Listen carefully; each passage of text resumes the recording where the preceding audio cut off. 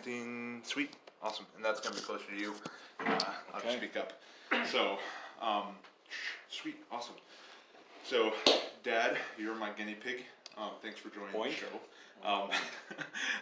We have done an interview before for a podcast that never launched, but this one it got trashed, and this one may too. Yeah, probably not. But we this podcast is off and running. So this is what we call our workout Wednesdays, where we take a topic during the current events in the current events area, the arena, and just work it out, talk about it. And this is a first and foremost a podcast about conversation. So finally getting to a conversation to put out there into the sphere. So today I have with me my father, Patrick Lopez. He's the athletic director at Logos School. He also coaches the high school girls varsity team there. He teaches as well. He has a background in coaching and in being an athletic director prior to this. And he did that for, he was in that realm for 10 to 15 years before joining the military. So a man who has walked many different backgrounds. Glad to have his input on today's topic, which is sports in the coronavirus times. COVID-19 is something that envelops many subjects, and I think it cannot be easily exhausted. So there have been multiple sports coming out, fall and winter sports, that are saying we are canceling, we are making adjustments. Just in the last 3 days, the Big Sky Conference, which includes many colleges in our area, in the Moscow area, are shutting down. The football is not being played in this fall of 2020, which is crazy. And for those who may not believe in the pandemic at this point, it seems like craziness, but there's a lot of social pressures to it. There's a lot of things that go into making a decision. So as an athletic director, you've been in meetings all year long, just trying to figure out what the heck are you supposed to do with sports programs for schools. So I'm going to lob you a very general question here. Take it where you want to go with it. But what is a school like the University of Idaho, a college who has to be, who is suspended between, I want to bring students back, have school in person, but it's only about halfway. They're not full on, everyone's on campus.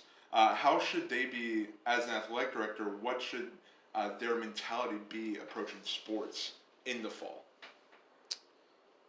Well, I mean, you say I've got a background. One of my backgrounds is not in collegiate athletics, so that let's set that as a foundational thing to my comments here. And I think the biggest issue, or the biggest thing impacting all of this, is the larger your organization is, the more challenges you're facing, right? The more when the University of Idaho is making a decision, they're not just making a decision about the football team.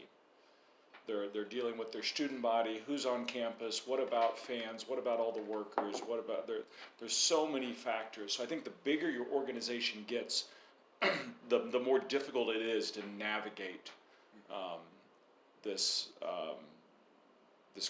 time, this strange period we're in. So like for us at a small school, the fact that we're in a league creates certain challenges for us, right? Because we have to work together with our league members to figure out what makes everybody comfortable. And we've had a lot of email exchanges, and we've had meetings. We're having more meetings, and the difficulty is everybody is not just dealing with their individual personal perspective. They're dealing with their administration, their parents, and that's a lot for us to deal with. But as you get to big public schools, as you get to universities, you're getting more and more, right? There's more and more issues. There's more and more people. There's more and more government funding. There's more and more government influence in other areas. And so I can't imagine how difficult this is at the university level. You've got not only the issues of just trying to stay safe, make sure you're being responsible for your your students and your athletes. But you've also got places where athletes are beginning to say, we won't play unless this is done. Yeah. And what do you do with that as an administration, right? And it's hard to know what's the motivations of those individuals, right? Because the reality is, everybody should have the opportunity to say no, I don't want to participate. Right? Everybody's free to do that. What we're not sure we're comfortable with, or what the society's comfortable with, is when are we willing to say nobody has the option to do it? And that's what we're all struggling with, right? That's why the mask issue is such a big deal, because it isn't just you're free to do something, you're being told you're not free to do things. And a lot of people are struggling with that, and I think at our school and at a university, they're struggling with that idea of, can we allow students to come on and say, you make a decision of what's right? And our organizations are wanting to say, no, it's too dangerous to allow people to make those decisions. And that, I think that's where we are, and I think that's that makes every step we take difficult. Yeah, I think that's really, like, just general comments, that's really helpful. And to kind of touch on, like, your acknowledgement of your high school athletic director, I think that's good to acknowledge. But the reason we're talking to you is that you've been thinking these thoughts. You've had to be in meetings about this, and so I don't have necessarily a contact with the U of I athletic director, but I do know someone who is in athletics and who has thought about those things. So that's why I'm so happy to have you on the podcast here. So to just synthesize it, because there really is a lot of there's a lot going on, right? There's a lot to think through, and to help synthesize it for the listener, and honestly for myself when working through these issues, what would be the 3 top things people would need to consider if they are in college administration, if they're, especially in their athletic program? What would you think the 3 biggest concerns are moving into fall sports?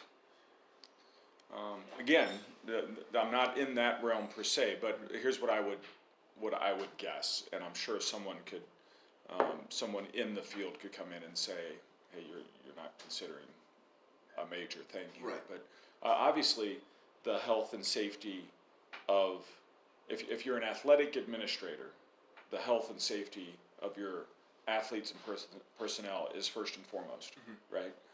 And that's always true, right? And whatever you're doing, you want the health and safety of your athletes and your personnel are primary. It makes a decision for us on, do we go to a game? Is the weather conditions safe? Do you travel? Is a player injured? When do you allow them back on there? They've got a concussion. We create protocols, right? So it's always about the health and safety of the individual. This particular scenario that we have, I don't know that anybody really understands how to evaluate that. Right. When nobody knows what is the proper way to determine what is reasonably safe for a 20-year-old well-conditioned athlete, and all the personnel that will surround them in the endeavor. What is safe, right? And I think everybody it ranges from there's little to no risk for that age group and that health, right? There's people that are convinced of that there's almost no risk. They may get the COVID, but will they get a sickness that will be detrimental to them more than a standard? Every year we have kids that are out because of sickness, right? And they recover and they're fine, right? So we have people that are on that range, and there's other people that believe the exposure that they get may or may not endanger them, but it's going to continue the spread of it to other people that it's going to endanger, right? And how do you, as an athletic administrator, know the answer to that question, right? And we can say there's a consensus, but clearly there's very well educated people in the field who disagree. Who disagree. So when are we allowed to just say we're going to make our best guess, and when are we allowed to say we're gonna just exercise caution because we're scared. Yeah. But it could be. Right. It could be as bad as some people think it would be. So that's the first thing. So we start with the health and safety. Then we have to weigh the health, mental health, spiritual health, and personal development of the individuals. Right. Right. Yeah. We have, especially at the collegiate level, you have athletes that are working towards something, and their time is limited. Right. This is a phase of life that they have.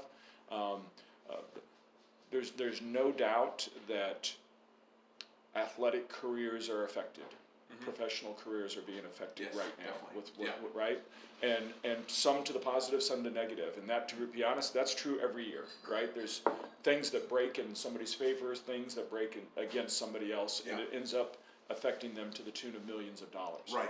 Oh yes. Those things happen. So, but it's not a non-factor, right? And even just we know that the people that are involved in athletics at that level are very driven.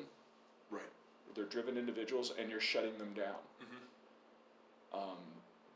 That can be damaging to them emotionally, spiritually. You know, if they're at a place that they can deal with things well, and there's the guy who can say, "Hey, this is a moment God's given me, and I need to adjust to it and deal with it in this way."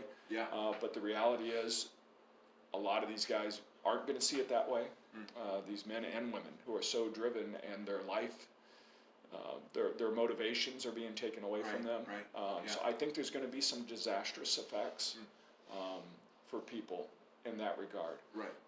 That I don't know that anybody's even considering. Right. But maybe they are. Maybe that's why the athletic departments are trying to do something. Right. Even amidst colleges saying we don't know if we bring students back, and yet I think some people look at it and say, why are we even talking about athletics? Well, I think that's why. I think it affects people. In a deep way, that we have to take that into account. And I think, for us as a school, we want athletics for our students because we think that's a significant part of your academic and maturing experience, right? You need this not only for the physical fitness. This is going to help your mind work better, but you need it for the personal growth, the challenges, the maturing that you're just missing. Right, and if you take this away for kids for a couple of years, I think you're affecting a generation significantly. Right. Yes. So that would be the second thing. I think is not. You got the physical safety, number one. And I think it's clearly number one. Right. But number two is the secondary health issues, mental, physical, spiritual, that we're dealing with students.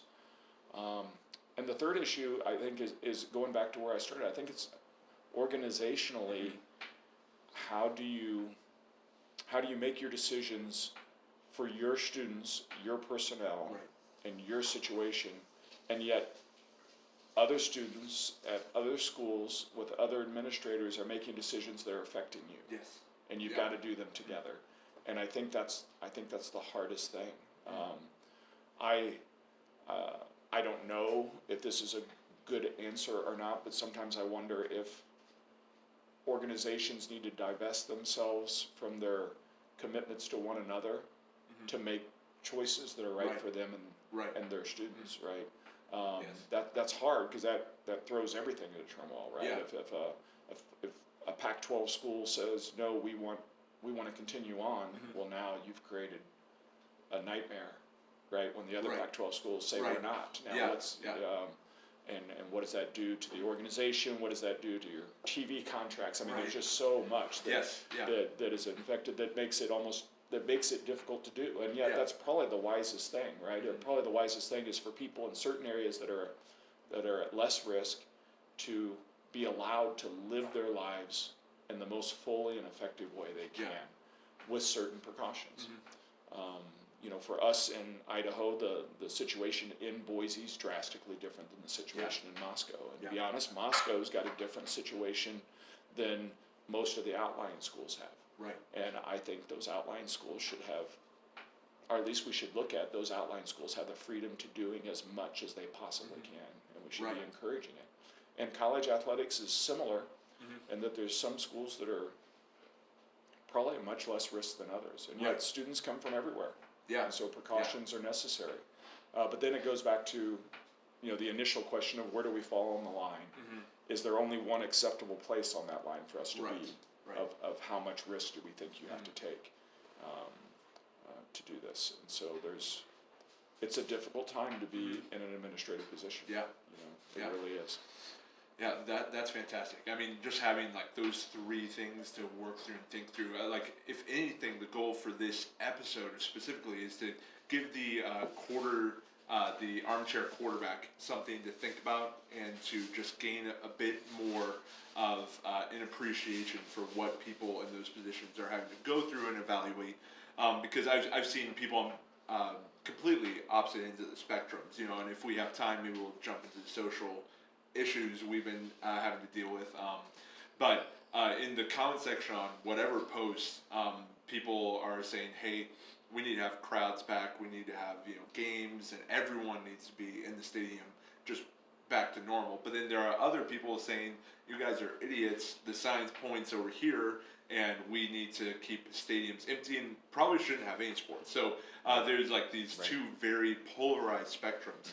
But just just understanding what people might have to be thinking through and mulling over, whether it's right or wrong, whether we agree with it or disagree with it, there are reasons that are motivating people that aren't necessarily out to get you, whatever that may be, right? It's not always the worst motivation you can think of, right? Exactly. The people that some people think are motivating simply out of fear, right? Sometimes it's more complex than that, right? Yeah. And those people that are just wanting to jump in aren't necessarily just being foolish. They see another disaster. Yeah.